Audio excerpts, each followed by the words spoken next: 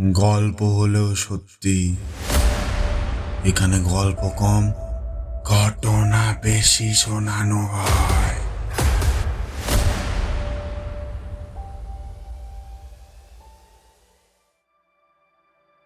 Hello বন্ধুরা, welcome back to our channel. আশা করি তোমরা সকলে ভালো আছো। আজকের গল্পটি শেষ পর্যন্ত শুনে যদি তোমার ভালো লাগে তো প্লিজ চ্যানেলটিকে সাবস্ক্রাইব করে পাশে থাকা বেল আইকনটি প্রেস করে দিও। আর এরকম গল্প পাঠাতে চাইলে bengalibooth123@gmail.com-এ শেয়ার করো তোমার লেখা সেরা ইউনিক গল্পটি। চাইলে আমাদের ফেসবুক পেজেও জয়েন করতে পারো, ডেসক্রিপশনে সব লিঙ্ক দেওয়া থাকলো। তো চলো বেশি কথা না বলে গল্পটি শুরু করা যাক। চরিত্র এবং ঘটনা সম্পূর্ণ কাল্পনিক। বাস্তবে জীবিত বা মৃত কোনো ব্যক্তি অথবা কোনো ঘটনার সাথে এর মিল থাকলে তা সম্পূর্ণ অনিচ্ছাকৃত এবং কাকতালীয়। ব্যবহৃত অপ্রাকৃত এবং অলৌকিক ঘটনাক্রম পরিবেশনার উপক্রম মাত্র। কুসংস্কারে বিশ্বাস করবেন না, কুসংস্কার ছড়াবেন না। জাহাজ ভাসছে নীল জলে। এ জাহাজ একেবারেই তাদের নিজস্ব। অমৃত দ্বীপে যাওয়ার সময় জলপথটায় তাদের ম্যাপে আঁকা ছিল। সেই ম্যাপ দেখে বোঝা যায় কোনো বাণিজ্য তরী বা যাত্রী জাহাজে ও দ্বীপে গিয়ে লাগে না। চার্টেও দ্বীপের কোনো উল্লেখ নেই। কাজে বিমল ও কুমারের প্রস্তাবে একখানা গোটা জাহাজই চার্টার বা ভাড়া করা হয়েছে। এটাও তাদের পক্ষে কিছু নতুন নয়, কারণ এইরকম একখানা গোটা জাহাজ ভাড়া করে তারা আর একবার লিস্ট আটলান্টিসকে পুনরাবিষ্কার করেছিল।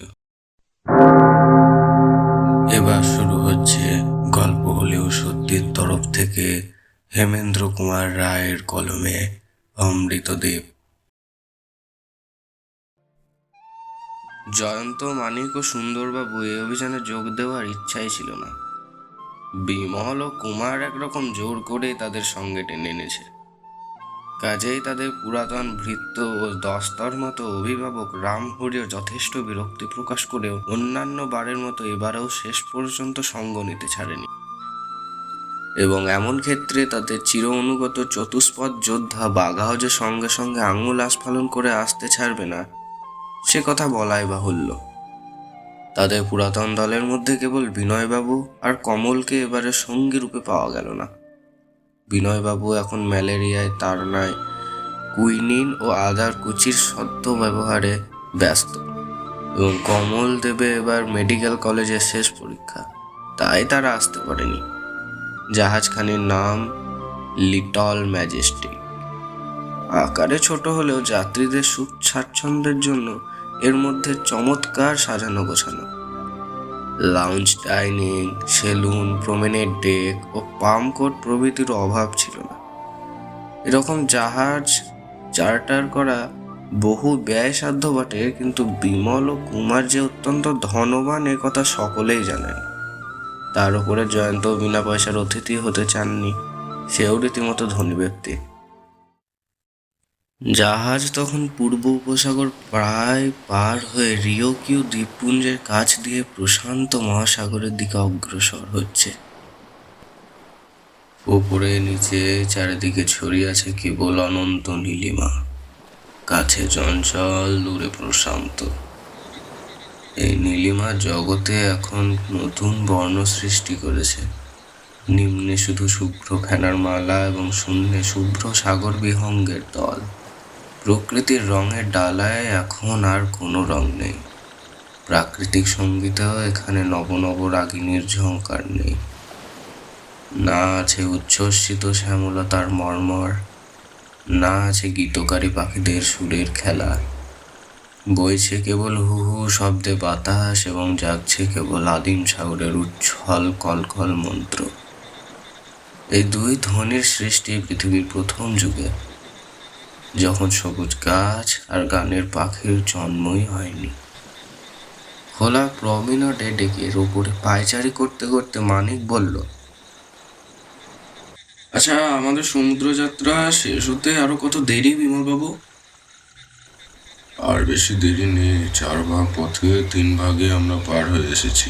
ব্যাখ্যানা আমার মুখস্থই হয়ে গেছে। আরো কিছু দূর এগোলে এই বনে দ্বীপপুঞ্জের কাছে গিয়ে পড়বো। তাদের পায়ে রেখে আমাদের অগ্রসর হতে হবে প্রায় পূর্ব দক্ষিণ দিকে, তারপরই অমৃত দ্বীপ।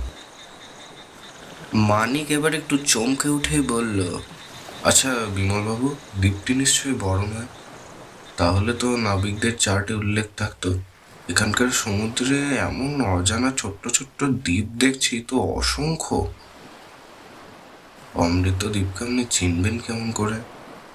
কেন, ম্যাপে অমৃত দ্বীপের ছোট্ট একটা নকশা আছে, আপনি কি ভালো করে দেখেননি? সে দ্বীপের প্রথম বিশেষত্ব হচ্ছে তার চারিপাশই পাহাড় দিয়ে ঘেরা, কোথাও কোথাও ১,৫০০ ফুট উঁচু। তার দ্বিতীয় বিশেষত্ব, দ্বীপের ঠিক উত্তর পশ্চিম কোণে পাহাড়ের উপরে আছে ঠিক পাশাপাশি ৫টি শিখর। সবচেয়ে উঁচু শিখরের উচ্চতা ২,৩০০ ফুট। এরকম দ্বীপ দূর থেকে দেখলেও চেনা শক্ত হবে না। ফিরে দাঁড়িয়ে বিমল চোখে দূরবীন লাগিয়ে সমুদ্রের পশ্চিম দিকে তাকিয়ে দেখতে লাগলো। সুন্দরবাবু বললেন, আচ্ছা বিমলবাবু, আমরা যাচ্ছি তো পূর্ব দিকে, অথচ আজ কদিন ধরে লক্ষ্য করছি আপনি যখন তখন চোখে দূরবীন লাগিয়ে পশ্চিম দিকে কি যেন দেখবার চেষ্টা করছেন। জয়ন্ত এতক্ষণ পরে মুখ খুলে বলল, এর মানে হয়তো আমি আপনাকে বলতে পারি বিমলবাবু, আমাদের পেছনে কোনো শত্রু জাহাজ আসছে কিনা। এখানে আবার শত্রুকে আসবে কেন? কলকাতা থেকে যারা ড্রাগনের দুঃস্বপ্ন দেখিয়েছিল, আপনি এরই মধ্যে তাদের কথা ভুলে গেলেন নাকি? কি যে বললো তা ঠিক নেই, সিদ্ধান্ত ছত্রভঙ্গ হয়ে গেছে। আচ্ছা, আপনি কেমন করে জানলেন সে দল ছত্রভঙ্গ হয়ে গেছে? পালের বোধাই তো কুপকাত হয়ে পড়েছে, তারপর কি আর সে দল থাকবে? দূরবীন নামিয়ে বিমল এবার একটু গম্ভীর স্বরে বলল, আমার বিশ্বাস অন্যরকম। দলের প্রত্যেক লোকে মরিয়া, তারা সকলে অমৃত দ্বীপ যাওয়ার জন্য দৃঢ় প্রতিজ্ঞ। কিন্তু দ্বীপের ঠিকানা তারা জানে না, কারণ ম্যাপখানা আছে আমাদের হাতে। আমরা যে তাদের দেশের কাছ দিয়ে অমৃত দ্বীপে যাত্রা করছি, নিশ্চয়ই সন্ধান তারা রাখে। যারা লাউজোর মূর্তি আর ম্যাপের লোভে সুদূর চীন থেকে ভারতে হানা দিতে পেরেছিল, তারা যে আর একবার শেষ চেষ্টা করে দেখবে না, এই কথা আমার মনে হয় না। সুন্দরবাবু বললেন, শেষ চেষ্টা মানে? আপনি কি বলতে চাচ্ছেন? তাহলে জাহাজের সঙ্গে আমাদের জলযুদ্ধ হবে? খুব একটা আশ্চর্য হবে না হলে। সুন্দরবাবু বিস্ফারিত চোখে ও উত্তেজিত কণ্ঠে বললেন এবার, আশ্চর্য হবেন না মানে? জলযুদ্ধ ও অমনি হলেই হলো নাকি? তা আমাদের সেখান থেকে সেপাই কই, কামান কোথায়, কিছু তো নেই, শুধু কি যে জাহাজ নিয়ে লড়বো নাকি?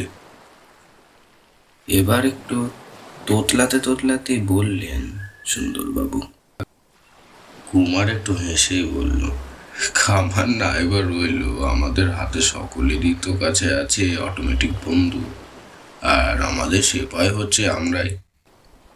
সুন্দরবাবু অধিকতর উত্তেজিত হয়ে আরো কি বলতে যাচ্ছিলেন, কিন্তু হঠাৎ বিকট স্বরে শব্দ করে মস্ত এক লাফ মেরে ৫ হাত তফাতে গিয়ে পড়লেন। মানিক বললে, কি হলো কি সুন্দরবাবু, আপনার ভুঁড়িটা কি ফট করে ফেটে গেল নাকি? সুন্দরবাবু ক্রুদ্ধ স্বরে বললেন, আরে যাও যাও, দেখতে যেন পাওনি, আবার ন্যাকামি করা হচ্ছে। কুমারবাবু, আপনার ওই হতছাড়া কুকুরটাকে এবার এখান থেকে শিকল বেঁধে রেখে দেবেন। আমাকে দেখলেই ও বেটা কোত্থেকে ছুটে এসে ফেঁস করে আমার পায়ের ওপরে নিঃশ্বাস ফেলে কি শোকে বলতে পারেন মশাই? মানিক বলল, আপনার পাদপদ্মের গন্ধ বাঘার বোধহয় ভালোই লেগেছে। ইয়ার কি করো না মানে?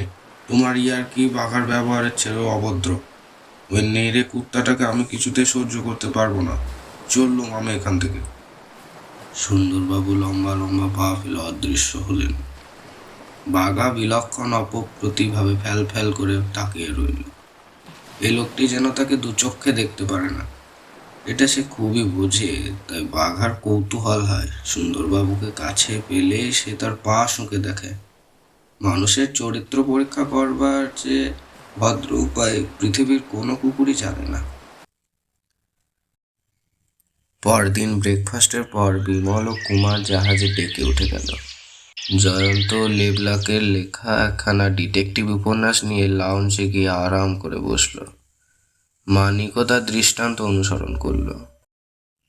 সুন্দরবাবু বিরক্তি ভরে বললেন, আচ্ছা, জাহাজে উঠে পর্যন্ত দেখছি বিমলবাবু আর কুমারবাবু অদৃশ্য শত্রুর কাল্পনিক ছায়া দেখবার জন্য ব্যস্ত, আর তোমরা গাঁজাকুড়ি ডিটেকটিভের গল্পের বই নিয়ে বিভোর। কারোর সঙ্গে দুটো প্রাণের কথা বলবার পার নেই। জয়ন্ত জবাব দিল না। মানিক বলল, আচ্ছা, এই রইল আমার বই। এখন বলুন তো আপনার কি প্রাণের কথা আছে? সুন্দরবাবু একটু নিম্ন স্বরে বললেন, কথাটা কি জানো? এই অমৃত দ্বীপ, অমরলতা, জলে স্থলে শূন্য চিরজীবী মানুষের অবাধ গতি, এসব কি তুমি বিশ্বাস করো ভায়া? মানিকও এবার একটু নিম্ন স্বরে বলল, আমার কথা ছেড়ে দিই, আগে আপনি বলুন তো, আপনার কি মত? আমার কেমন সন্দেহ হচ্ছে বিমল আর কুমারবাবু মাথায় তোমাদেরও চেয়ে অদ্ভুত হয় বেশি চিট আছে। বলে সুন্দরবাবু একটা ফোঁস করে নিঃশ্বাস ত্যাগ করলেন। মানিক বলল, হঠাৎ কেন দীর্ঘশ্বাস ফেললেন? কি জানো ভাইয়া, প্রথমটা আমার কিঞ্চিত লোভ হয়েছিল, এখন মনে হচ্ছে সবই ভুয়ো, যা নয় তাই। কিসের লোভ সুন্দরবাবু? ওই অমূল্যতার লোভ আর কি। ভেবেছিলাম দু একটা অমৃত ফল খেয়ে জমকে কলা দেখাবো, কিন্তু এখন যতই ভেবে দেখছি ততই হতাশ হয়ে পড়ছি। আমরা ছুটেছি মরীচিকার পেছনে, কেবল কাদা কেটে ফিরে আসতে হবে। তাহলে আপনি কেবল অমর হওয়ার লোভে বিমল বাবুদের অতিথি হয়েছেন? না বলি কি করে, অমর হতে কেনা চায় বলো? অমর হওয়ার বিপদ জানেন কত? বিপদ? হ্যাঁ, দু একটার কথা বলি শুনুন। ধরুন আপনি অমর হয়েছেন, তারপর কুমারবাবুর কুকুর বাঘা হঠাৎ পাগলা হয়ে গিয়ে আপনাকে কামড়ে দিল, তখন কি হবে? কি আর হবে, আমি হাইড্রোফোবিয়া রোগের চিকিৎসা করাবো। চিকিৎসায় রোগ যদি না সারে তাহলে আপনি অমর। সুতরাং সারা জীবন অর্থাৎ অনন্তকাল আপনাকে বিষম রোগের যন্ত্রণা ভোগ করতে হবে। অর্থাৎ সারা জীবন চেঁচিয়ে চেঁচিয়ে মরবেন, পাগলা কুকুরের মতন ঘেউ ঘেউ করবেন। তাই তো হে, এসব কথা তো আমি ভেবেও দেখিনি।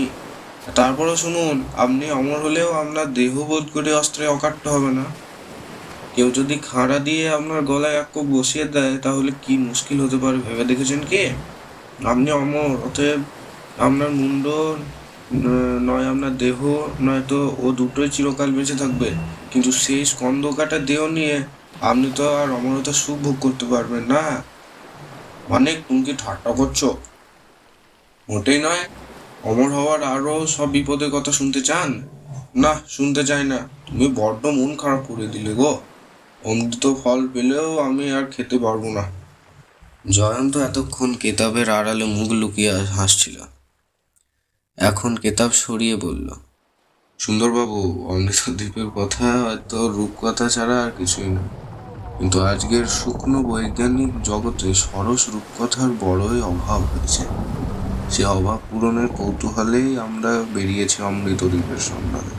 সুতরাং অমূল্যতা না পেলেও আমরা দুঃখিত হব না। অনন্ত যেদিন পরিরূপকথার রঙিন কল্পনায় মনকে স্নিগ্ধ করে তুলবার আকাশ পাবো, আর ওপরই মধ্যে থাকবে যেটুকু অ্যাডভেঞ্চার, সেটুকু মস্ত লাভ বলে মনে করি। বিমল সবাইকে এক্ষুনি ডেকের উপরে যেতে বলেছে।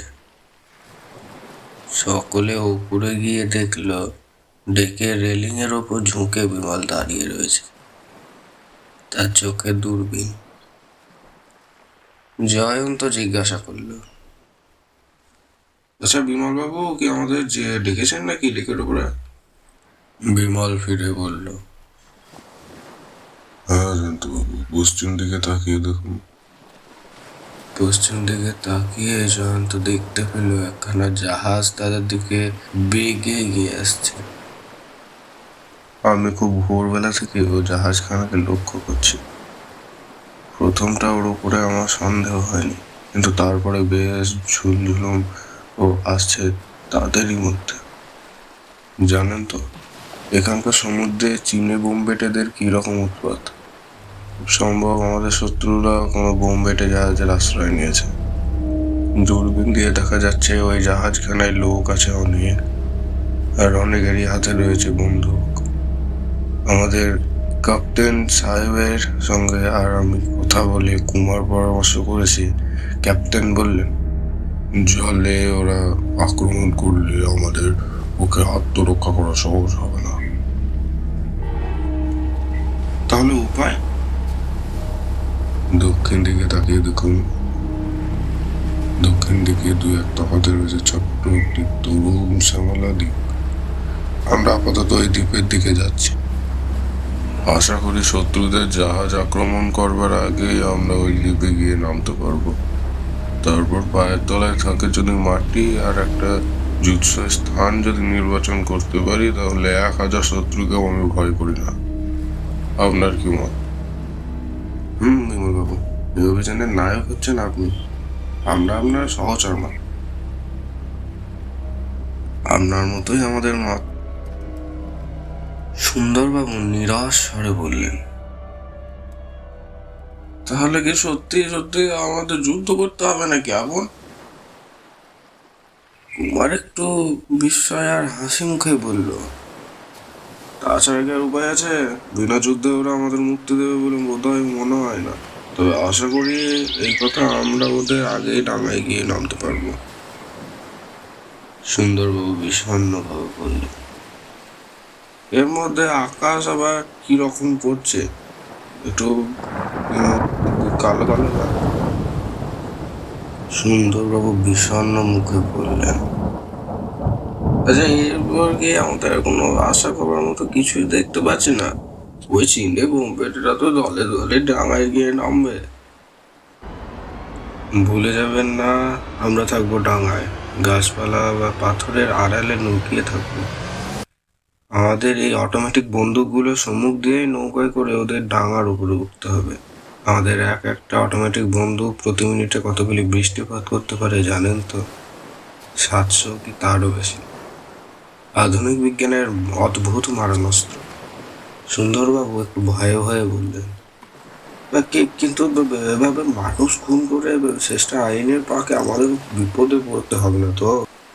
কুমার হেসেই বলল, সুন্দরবাবু, এ জায়গা হচ্ছে অরাজক। এই বোম্বেদের জল রাজ্যে একমাত্র আইন হচ্ছে হয় মারো নয় মারো। সুন্দরবাবু একটা দীর্ঘশ্বাস ফেলে বললেন,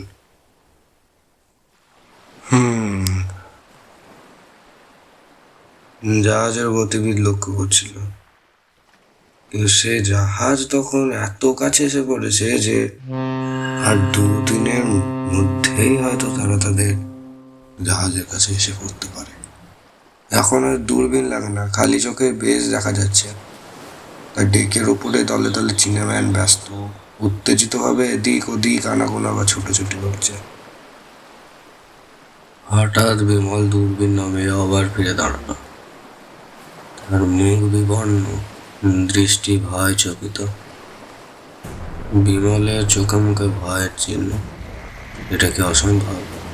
কুমার রীতিমতো অবাক হয়ে গেল। জয়ন্ত বিস্মিত স্বরে বলল, কি হলো কি বিমলবাবু? আপনার মুখ চোখ অমন ধারা কেন? বিমল দূরবীনটা জয়ন্তের হাতে দিয়ে গম্ভীর স্বরে বলল, শত্রু জাহাজ পেছনে দেখুন। বোমবেটেদের চেয়েও ভয়াবহ এক শত্রু আমাদের গ্রাস করতে আসছে। আমি এখন ব্রিজের উপরে ক্যাপ্টেনের কাছে চললুম। আরো তাড়াতাড়ি ওই দ্বীপে গিয়ে উঠতে হবে। উঠতে না পারলে আর রক্ষা নেই। মানিক বলল, হ্যাঁ, আরো ভালো করে মা কালীকে ডাকুন সুন্দরবাবু, কারণ তিনি হচ্ছেন যুদ্ধের দেবী, আর বোম্বেটেরা ওই বন্দরে আসছে আমাদের সঙ্গে যুদ্ধ করতেই। সুন্দরবাবু 2 হাত জোর করে মা কালীর উদ্দেশ্যে চক্ষু মুদে 3বার প্রণাম করে বললেন, মানে এ সময় আর ভয় দেখিও না, মা জগদ্দম্বাকে একবার প্রণাম করে ডাকতে থাকো। তোমাদের অত্যাচারে একটু মা কালীরও নাম দিতে পারবো না দেখছি। কুমার ফিরে বলল, দেখলে শত্রুরা দ্বীপ লক্ষ্য করে প্রাণপণে জাহাজ চালিয়ে এবং দূর তার দিকে আমাদের দিকেই আসছে। সাগর তরঙ্গ তোলপাড় করে মূর্তিমান মহাকালের মতো সুভীষণ গুন্ডা। দ্বীপের ভেতরে ঢুকে সমুদ্রের জল আবার মোড় ফিরে গেছে।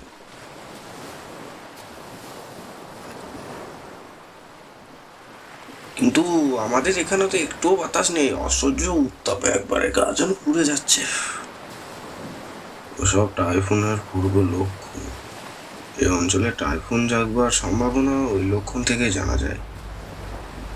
জয়ন্ত বলে উঠল, আচ্ছা কুমারবাবু, সমুদ্রযাত্রা আমারই প্রথম। এর আগে টাইফুন কখনো দেখিনি, কিন্তু শুনেছি চীনা সমুদ্রে টাইফুনের পাল্লায় পড়ে ফি বৎসরেই অনেক জাহাজ অতলে তলিয়ে যায়।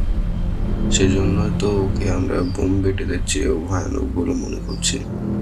বোমবেটেদের সঙ্গে লড়া যায়, কিন্তু টাইফুনের সঙ্গে যুদ্ধ করা অসম্ভব। কিন্তু আমাদের একমাত্র আশা ওই দ্বীপ।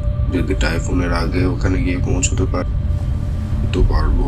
কোনো কারণে আমরা দ্বীপের খুব কাছে এসে পড়েছি। এই দেখুন, আমাদের জাহাজের প্রতি আরো বেড়ে উঠেছে।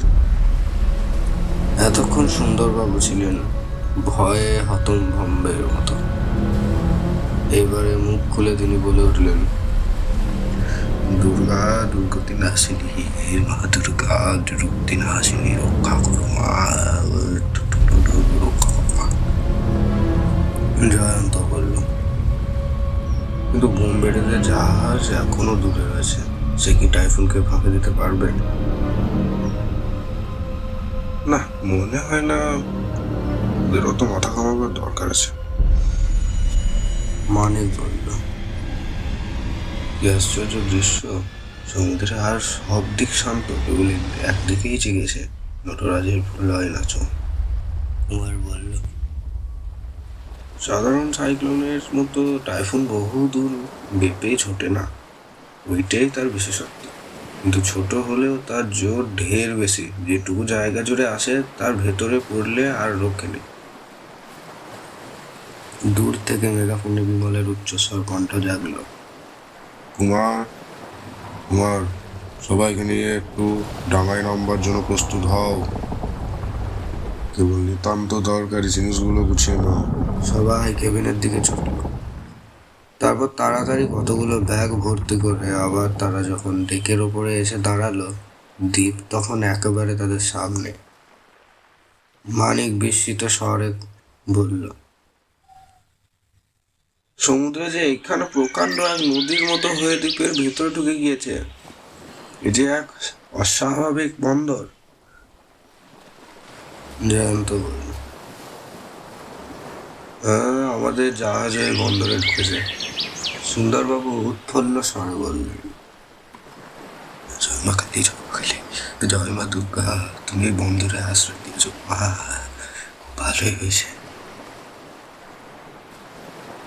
কেন কি ব্যাপার? তো গভীর নয় মনে হচ্ছে। নাবিকেরা নিশ্চয়ই আমাদের মারা প্ল্যান করেছে। ও বাবারে, কি যে করি, কাকে বা বিশ্বাস করি এখানে।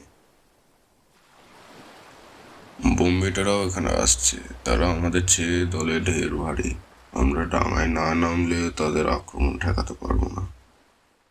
সুন্দরবাবু আবার মুষড়ে পড়ে বললেন, তাহলে যুদ্ধ আমাদের করতেই হবে। নিশ্চয়ই। টাইফুন আর বোম্বেটে আমাদের এখন যুদ্ধ করতে হবে। দুই শত্রুর সঙ্গে ওই দেখুন। এই বলে বিমল একটু তার কথা থামিয়ে বলল, সেগুলোরা এরই মধ্যে লাইফ বোট ভাসিয়ে ফেলেছে। ওই শুনুন মেগাফোন ক্যাপ্টেন সাহেবের বলা। তিনি আমাদের নৌকায় তাড়াতাড়ি নামতে বলেছেন, নইলে ঝড়ো ঢেউ এখানেও এসে পড়তে পারে। চলুন, আর দেরি নয়। রামরি, তুমিও বাঘাকে সামলাও। লাইফ বোট যেখানে থামলো সেখানে জলের ধার থেকে একটি ছোট্ট পাহাড় প্রায় 100 ফুট উঁচু হয়ে উঠেছে। এইখানে বন্দুক নিয়ে আমরা সবাই পাথরের আড়ালে অপেক্ষা করব। বোম্বেটেরা আমাদের বন্দুক এড়িয়ে নিতান্তই যদি ডাঙায় এসে নামে, তাহলে অবস্থা বুঝে অন্য ব্যবস্থা করতে হবে। আপাতত এই পাহাড়টাই আমাদের দুর্গ। কি বলো কুমার? কি বলেন জয়ন্তবাবু? জয়ন্ত বলল, সাধু প্রস্তাব। কিন্তু বিমলবাবু, একটা গোলমাল শুনতে পাচ্ছেন? ঝোড়ো বাতাসের গঙ্গ, সমুদ্রের হুঙ্কার। কুমার বলল, কেবল তাই নয়, দূর থেকে যেন অনেক মানুষের কোলাহল ভেসে আসছে। রাম হরে এতক্ষণে বলল, এতক্ষণ চারিদিকে গুমোট করেছিল, এখন জোর হাওয়ায় ওখানকার গাছপালাগুলো নুয়ে পড়ছে। ঝড় বোধহয় এলো।